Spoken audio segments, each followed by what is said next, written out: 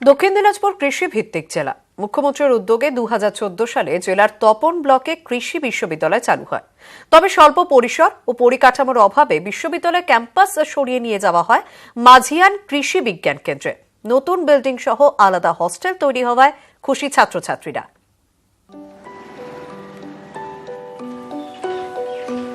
কৃষিক্ষেত্রের উন্নয়নে সবসময় উদ্যোগী মুখ্যমন্ত্রী মমতা বন্দ্যোপাধ্যায়। কৃষকদের পাশে দাঁড়াতে একাধিক প্রকল্প নিয়েছে রাজ্য সরকার। কৃষিক্ষেত্রের অগ্রগতির কথা মাথায় রেখে আধুনিক গবেষণাও শুরু হয়েছে।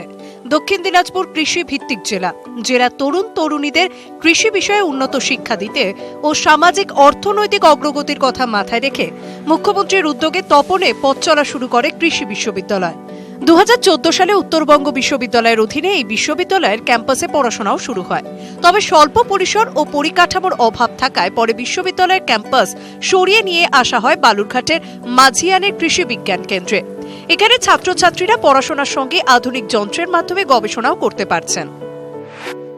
দক্ষিণ দিনাজপুরে কৃষি বিশ্ববিদ্যালয় পরিকাঠামোর উন্নয়ন করেছে রাজ্য সরকার। কৃষি দপ্তর ও উত্তরবঙ্গ উন্নয়ন দপ্তরের আর্থিক সহায়তায় 26 কোটি টাকা খরচে বিশ্ববিদ্যালয়ে নতুন বিল্ডিং তৈরি করা হয়েছে।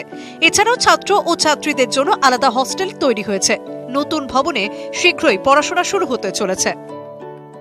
দুটো বিল্ডিং অলরেডি আমাদের হ্যান্ডওভার হয়ে গেছে এবং ছাত্র এবং ছাত্রীরা নিজের হোস্টেলে তারা থাকছে এখন। আর একাডেমিক বিল্ডিং এবং অ্যাডমিনিস্ট্রেটিভ বিল্ডিংও খুব শীঘ্রই আমাদের কাছে হ্যান্ডওভার হয়ে যাবে।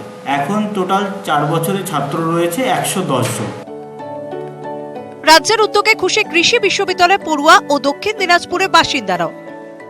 তো আমাদের ভীষণ খুশি। আগের হোস্টেলের সঙ্গে হোস্টেলের কোনো তুলনা হয় না। আগের হোস্টেলে আমাদের অনেক প্রবলেম ছিল, সব কিছু ফ্যাসিলিটি এ ক্লাস।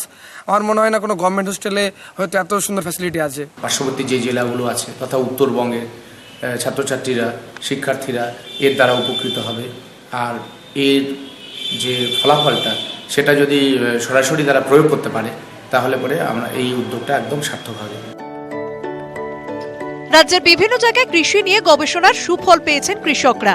গবেষণার ফলে নতুন যন্ত্র, সার, কীটনাশক নিয়েও কৃষকরা জানতে পেরেছেন অনেক কিছুই। বিজ্ঞান ও কৃষিকে একসঙ্গে মিলিয়ে দিয়ে নতুন দিগন্ত খুলে দিয়েছে রাজ্য সরকার। দক্ষিণ দিনাজপুর থেকে অনুপ সান্যাল, নিউজ 18 বাংলা।